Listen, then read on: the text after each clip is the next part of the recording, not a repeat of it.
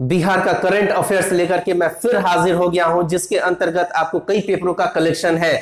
और ये 68वीं BPSC mains के साथ साथ आपको 69वीं पीटी के लिए भी इंपॉर्टेंट है, और बिहार के अन्य किसी भी एग्जाम्स के लिए जो आने वाला है, चाहे वो दरोगा का एग्जाम हो, चाहे वो आपको पटना हाईकोर्ट का एग्जाम हो, किसी भी एग्जाम्स के लिए ये आपको इंपॉर्टेंट होगा। मैं हुसैन सर आपका अपने YouTube channel revision for success में आपका अभिनंदन करता हूं, खैर मकदम करता हूं।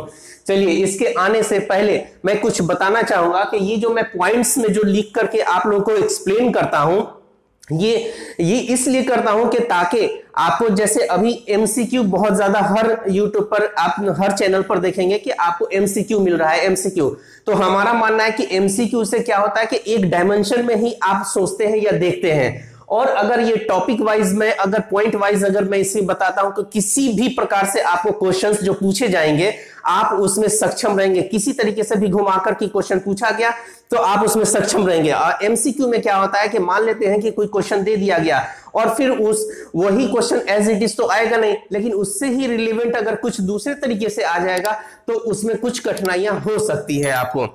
यही सोच करके मैं सोचता हूं कि पॉइंट वाइज ये चीज बता दिया जाए, और फिर उसके बाद जैसे एमसीक्यू जैसे है, जैसे एक हफ्ता कर करके मैं एमसीक्यू भी अपने GS for success Telegram channel है उसके माध्यम से आप लोग को देता रहूंगा। तो आपको उससे ज्यादा हमको लगता है कि ये इस तरीके से एक्सप्लेन करके ज्यादा फायदा होगा, इसीलिए मैं इस तरीके से करवाता हूं। चलिए, अब हम लोग आते हैं पहला पॉइंट। पंचायत स्तर पर जैविक संसाधनों की बनेगी पंजी, प्रशिक्षण की शुरुआत रोहतास से। मतलब पंचायत स्तर पर जैविक संसाधनों की बनेगी पंजी, यानी कि रजिस्टर बनेगा, इसकी प्रशिक्षण की शुरुआत जो है रोहतास से हुआ है। ये पीटी पॉइंट ऑफ व्यू से इंपॉर्टेंट है, लेकिन यहां से हम लोग मेंस का भी कुछ निकाल सकते हैं। जैसे यहां पर पंचायत, आप लोग ये जानना चाहेंगे कि जैसे जैविक संसाधन, तो पहले हम लोग ये जान लेते हैं जैविक संसाधन है क्या।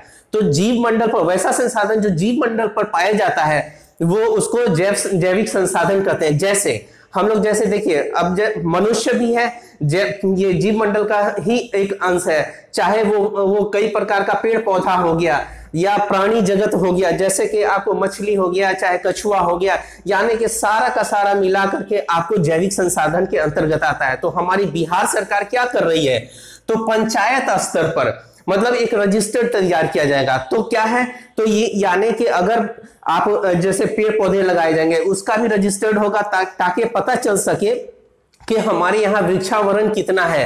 तो यानी कि पर्यावरण से संबंधित इस क्वेश्चन को ऐसे कोरिलेट किया जा सकता है कि पर्यावरण से संबंधित है, और पर्यावरण से संबंधित है तो इसका मतलब ये होता है कि बिहार सरकार कहीं ना कहीं अपने पर्यावरण को जो है संतुलित करने के लिए या पर्यावरण को स्वच्छ करने के लिए उसके लिए तत्पर है और उसके लिए प्रयास कर रही है।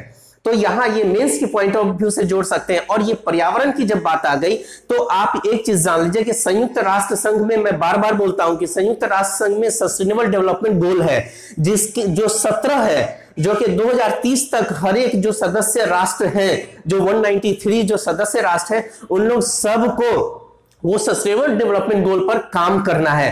तो हमारी भारत सरकार भी कर रही है, और भारत सरकार को अगर राज्य भी सपोर्ट करेंगे तभी तो हमारा पर्यावरण जो है सुरक्षित रह सकता है। या आपको सस्टेनेबल डेवलपमेंट गोल में ही आपको शिक्षा के स्तर को बढ़ाने की भी बात की गई है, चाहे भूखमरी को भी कम करने की बात की गई है 2030 तक, या आपको उद्योगों की भी बात की गई है।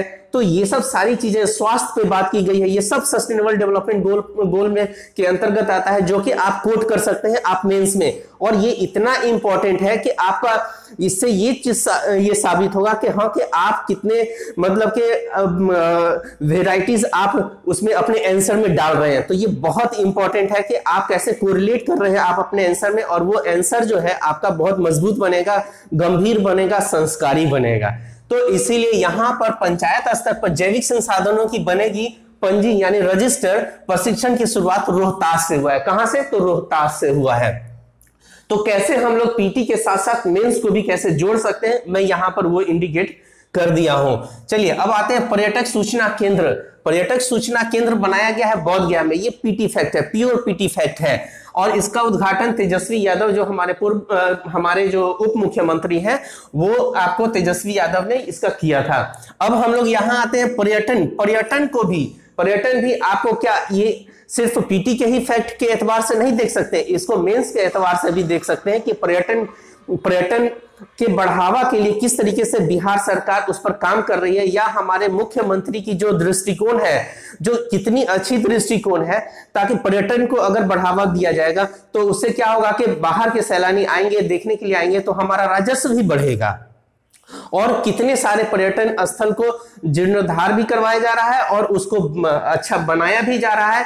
तो आप बिहार सरकार का ये पर्यटन स्थल के मामले में आपको ये जिस तरीके से प्रयास किया जा रहा है, तो आपको ये निबंध में भी आ सकता है पर्यटन को, और ये मेंस में भी आ सकता है। और यहाँ अगर पीटी फैक्ट के रूप में देखते हैं तो आपको पर्यटन सूचना केंद्र बोध गया में इसकी खोला गया है ये सूचना केंद्र, ताकि आपको पर्यटन के मामले में हर एक सूचना आपको मिल सके। चाहे बिहार के किसी भी कोने में किसी भी जगह के लिए पर्यटन की सूचना चाहिए तो वो आपको मिल जाएगा। चलिए अब आते हैं हम लोग महिला किसानों से मशरूम अंडा खरीदेगी सरकार। देखिए ये प्योर तरीके से आपको है मेंस के पॉइंट ऑफ व्यू से कि महिला किसानों से मशरूम और अंडा खरीदेगी सरकार। आप देखिए हम लोग पिछले वीडियो में भी हम लोगों ने पढ़ लिया है कि महिला के सशक्तिकरण के लिए बिहार सरकार किस तरीके से काम कर रही है, चाहे वो बालिका स्तर से लेकर के और आज जो प्रतियोगी परीक्षा है उसमें भी आपको महिलाओं को आरक्षण देकर के उसको सबल बनाया जा रहा है। चाहे राजनीतिक स्तर पर, पंचायत स्तर पर जो 50% का या नगर निकाय में 50% का आरक्षण देकर के उसको राजनीतिक तौर पर उसे मजबूत बनाया जा रहा है। तो इसका अर्थ क्या है? तो इसका अर्थ ये है कि बिहार सरकार जो है महिलाओं के लिए आपको उसको सबल बनाने के लिए, आर्थिक रूप से भी सबल बनाने के लिए, सामाजिक रूप से भी सबल बनाने के लिए काम कर रही है। अगर देखा जाए तो हमारे मुख्यमंत्री का जो दृष्टिकोण हो सकता है किसी चीजों में, बहुत जैसे युवा वर्ग है जो रोजगार नहीं मिला है तो उनका कोई ना कोई है कमी है, लेकिन अगर देखा जाए तो महिलाओं को सबल बनाने के पक्ष में वो हमेशा रहते हैं। चाहे वो शराबबंदी के माध्यम से महिलाओं के कष्ट को भी उन्होंने दूर किया है। तो हम अगर महिला सशक्तिकरण को लिखेंगे तो ये देखिए उस पॉइंट में आप इसको भी जोड़ सकते हैं कि महिला किसानों को प्रोत्साहित करने के लिए मशरूम और अंडा की जो है खरीद करेगी सरकार अपने स्तर पे। और वो जो खरीदेगी ना, वो क्या करेगी, वो आपको जो आंगनवाड़ी जो चल रहा है उसमें भी उन लोगों को वो अंडा और मशरूम का दिया जाएगा, उसको उसकी सब्जी दी जाएगी बच्चों को। चाहे वो आपको ये मिड डे मील के तहत जो सरकार जो दे रही है तो उसमें भी ये मशरूम को भी इंक्लूड करेगी और आपको अंडा को भी इंक्लूड करेगी, ताकि बच्चे जो है बच्चों को पोषण मिल सके और कुपोषित ना हो। तो देखिए आप कैसे इसको मेंस में भी आप कैसे जोड़ सकते हैं, ठीक है। और एक चीज हमेशा याद रखिए, हम एक चीज जरूर कहेंगे कि हमेशा जो है ना बेहतर की तलाश कीजिए, हमेशा बेहतर की तलाश कीजिए। और नदी मिले, अगर नदी मिल गया तो समुद्र की तलाश कीजिए। कहने का मेरा तात्पर्य ये है कि जैसे आपको हर चीजों में, जैसे पीटी का तैयारी कर रहे हैं तो मेंस के लिए भी आप सोचते रहिए, मेंस के लिए भी काम कीजिए। मेंस का सिलेबस को देखिए, और सिलेबस को जब देखेंगे तो आपको कैसे आपको के जो टॉपिक्स जो पेपर में, न्यूज़पेपर में जो पढ़ते हैं तो आप उससे कलेक्ट कर सकते हैं। मैं डे बाय डे तो दे ही रहा हूं कि पेपर्स के ही ये है, पहले तो मैं इसका पेज भी दे रहा था और किस पेपर से मैंने दिया है उसको भी दे रहा था, लेकिन उसको अब मैं शॉर्ट कर दिया हूं। वो तभी मेरा ये आगे उसको तभी मैं फिर से वो देना स्टार्ट करूंगा।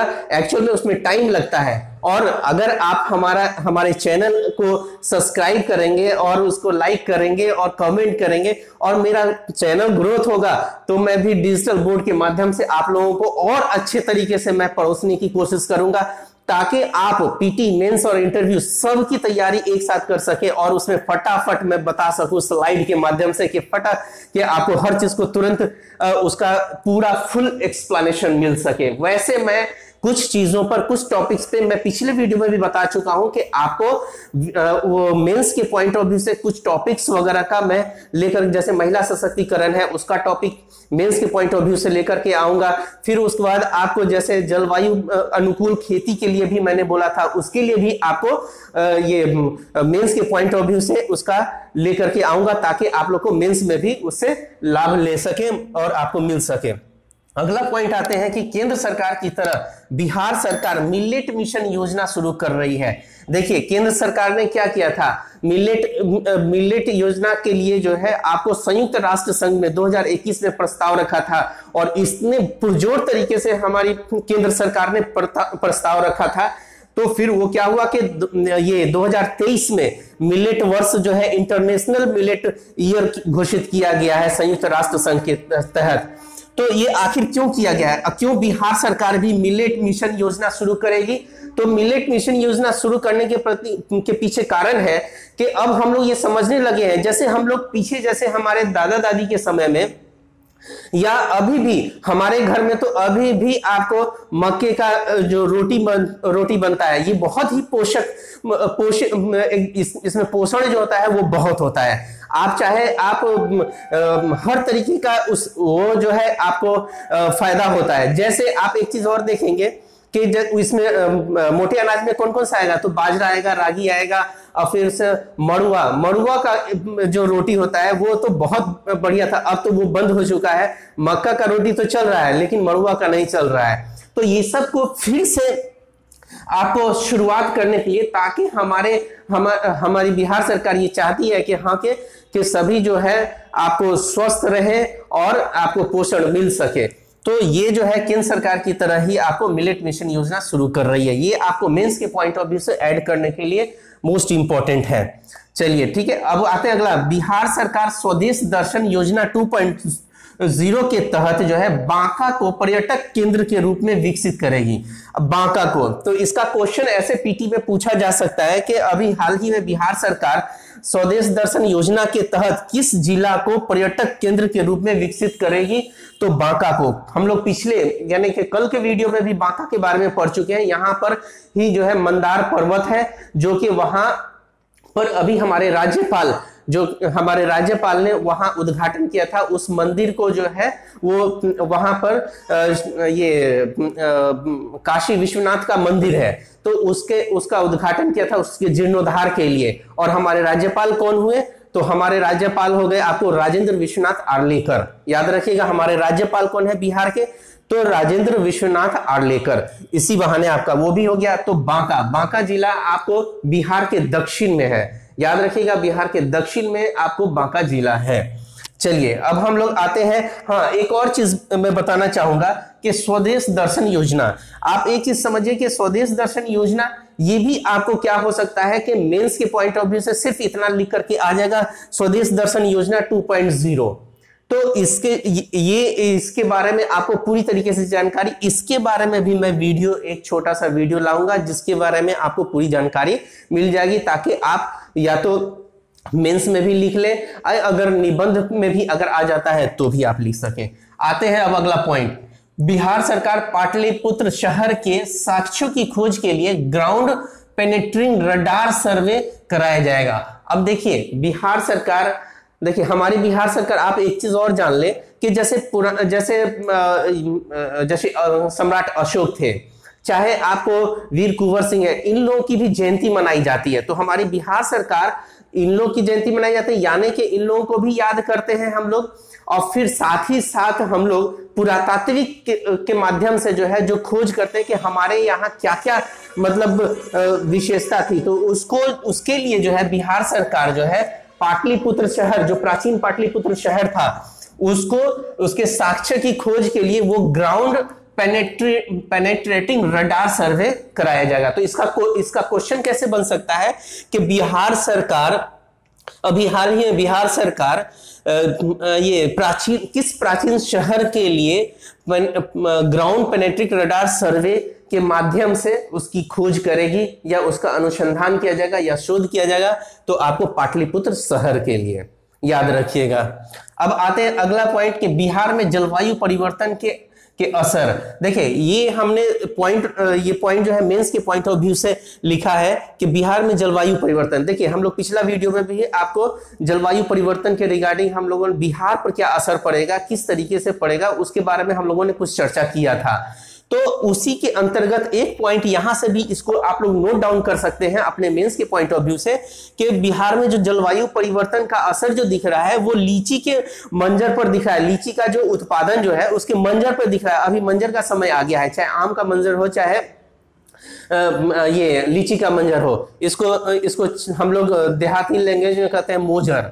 तो ये मोजर जो है, मंजर जो है लीची का, उसका 60%, शाही लीची जो है उसका 30% कम हो गया है और चाइना लीची का आपको 60% मोजर कम हुआ है, यानी कि जलवायु का उस पर असर हो रहा है। तो जब जलवायु परिवर्तन के रिगार्डिंग लिखेगा बिहार एवं जलवायु परिवर्तन, तो आपको उसके दौरान आपको इसको कोट करना होगा। अब हमारा ये वीडियो अगर आपको पसंद आया होगा तो लाइक शेयर कमेंट करना ना भूलें और कोशिश करें कि कमेंट भी दें। और हाँ, कुछ लोगों को प्रॉब्लम ये हो रही है कि हाँ हमारे वीडियो सही तरीके से वो धुंधला दिखाई दे रहा है, तो आप अपने रिजोल्यूशन को अगर बढ़ा करके देखेंगे तो वो आ जाएगा। लेकिन मैं कोशिश कर रहा हूं कि मोबाइल भी चेंज करके फिर उससे वीडियो मैं बनाऊं। Okay, all the best, thank you.